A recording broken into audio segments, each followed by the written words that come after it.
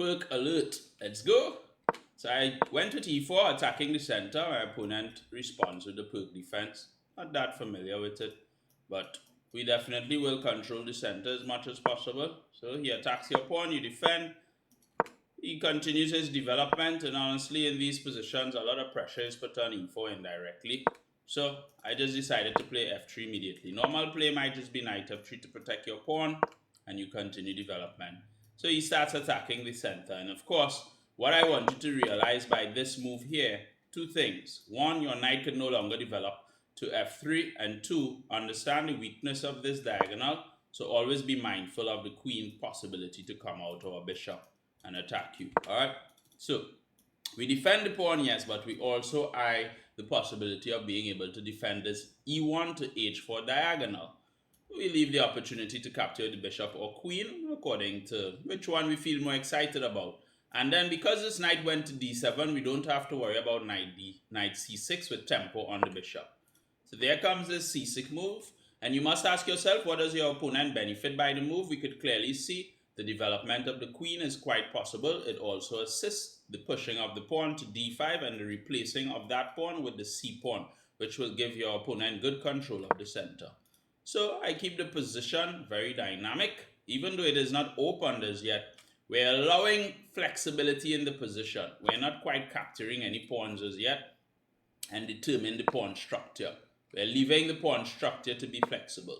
So he plays this b5 move, sometimes with intention to play b4, pressure the knight. And that will highlight the problem with the e4 pawn if our pawn wasn't on f3, or let's say our bishop is not on e3. A lot of problems might come with b4. You move the knight and then maybe some type of sacrifice and queen check. Alright? But in this position, those things would not really make sense because of our knight and our bishop and our pawn. So what this allows is for my pieces to easily navigate without much consequences, at least in the opening stage. He still puts pressure. I retreat here. Of course, we had knight b1 also. The reason I retreat to d1 is so that there's flexibility towards kingside play if I want to. I do close this diagonal that I told you all about, and I further assist the e4 pawn. So he understands this. The queen would be attacking b4, so let me protect it. And I say, you know what? Time to go with a bang because we're not scared of this move at all. Okay, simply knight takes, pawn takes, queen check, knight g3. He could get this pawn, but so what? We would have gotten a knight. And I see maybe, who knows, he might get excited about his bishop h4. So, I put my bishop out so that my opening stage of development could complete soon. You all need to connect your rooks, okay? So he goes knight here, and what is his intention? You should see clearly. The knight wants to come in, snap off the dark square bishop. It's up to you if you want to give up the dark square bishop for this knight and maybe put your knight in here. But for me, I don't quite feel to retreat. So I ensure that that is not possible too soon. And he decides, listen, it's time for an attack because maybe he's a little scared to castle. You could see my expansion going on that side of the board. So here comes h5, we put pressure on the knight, knight retreats, we protect our pawn, we take some space. Now understand the amount of space we have in black's half of the board, which generally leads to possibilities for blunders. The more space you take in your opponent's half of the board, the higher the probability of him blundering.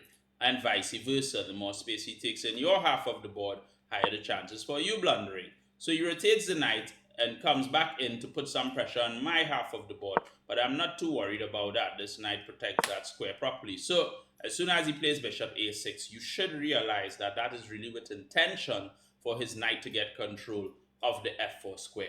So we develop this knight in here where we have our own problems created for him to solve. He brings the bishop back, and as soon as they retreat many times over, it helps you to improve your position. I decided to capture, and I always had this tactic here. Can you see it? He captures, we capture, and that is it. We are up a piece. Simple and effective 2500 chess. I'll see you again. Hope you enjoyed. Let me know in the comment section, and follow TriniCupid for more like this. I'm going live.